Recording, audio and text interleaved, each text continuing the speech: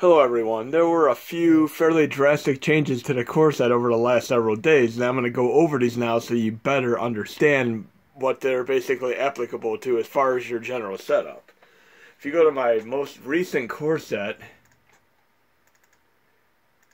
which would be 129 is my current one, I have a folder called Hotfix, and a few things have had to be changed as far as how Clover basically interacts with special characters and such, as well as a little bit merging of the code so SNES cores could run independently of RetroArch without any issue or conflict. So I'm going to go over these few changes so you better understand them.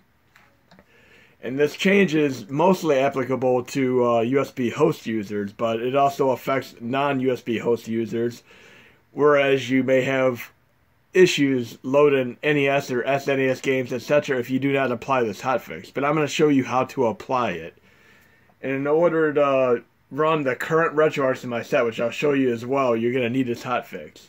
But I have a little readme here, but I'm going to show you how I apply it right now.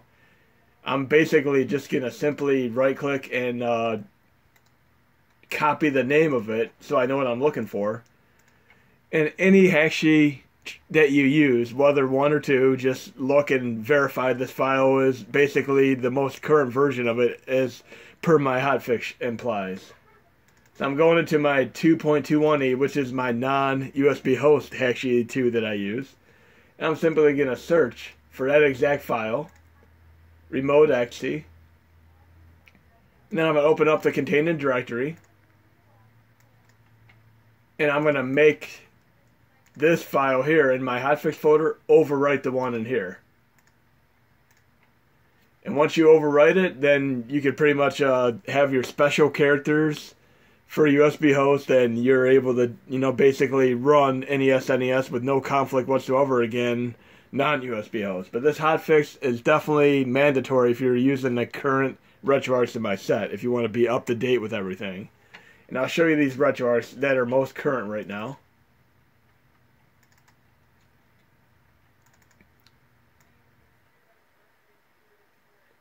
The most current ones I have are the 1.67, 170, and 170, and they're all dated 129. The last change I made to these, on top of adding like newer compiled versions of Nostopia and FCE UMM, I also made it so MAME 2003 settings are always enabled when you open up MAME 2003. Basically, if you have the specific HMod installed for MAME 2003 cheats, which is in here, RetroArch cheats MAME 2003. Once you have that installed, you can simply open up the MAME 2003 core of your choosing. Typically you go to options and have to enable them, but I made it so they're already enabled. So now all you have to do is simply push R2 to enable the cheats. And I'm going to show you this briefly, since many people have been asking me about this too. And then I'm going to do a secondary video about how to properly run NES and SNES with these changes. But I'm going to boot up the system real fast.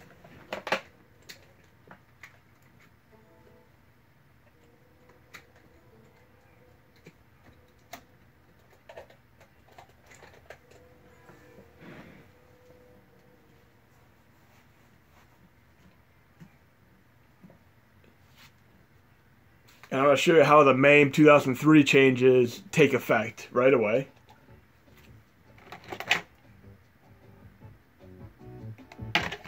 So I'm simply going to go into a MAME 2003 game. I'll just load an arcade game from my user interface here. We'll load Vigilante by Irem.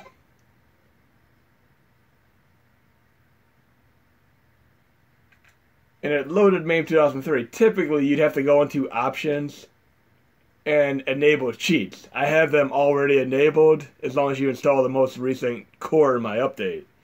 But after you do this, and you're in the game, you would simply tap R2 on your controller. And if you only have R1 as an SNES controller, I'll show you how to adapt it to the setup. But I would just simply go to cheat, enable And I can enable them right here, and that's it. It's as simple as it is. You just have to be able to push R2 in MAME 2003 after installing the HMod. I already have the cheats enabled as long as you install the current RetroArch. But, for instance, you only have a Super Nintendo controller. Simply open up the controls, go down to here, where it says button 8, R2. Simply change it to R. And you could use your Super Nintendo controller with MAME 2003 cheats. And then when you're done, simply put it right back to R2. So anytime you need to use R2 or L2, you could simply swap them with the R or the L, just like that. And then swap them right back. And then you can enjoy cheats too without having to get another controller. But anyways, that's the first video. And this shows the main hotfix as well as how to apply the MAME 2003 cheats. And for the sake of argument here, let's get a cheat going on this game and see how it applies.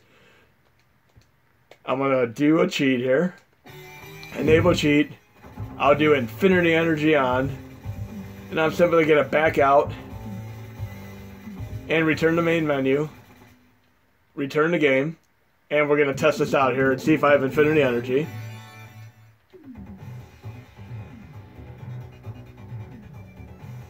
And we're good. I would have been wiped out in a few seconds there. You can see the meter trying to drain, but it's not. And of course I could just go back into cheats. And I could disable it. And be done like that. But this is the first video. I'll be recording a couple more here. Hope this helps you out with the hotfix as well as MAME 2003 cheats.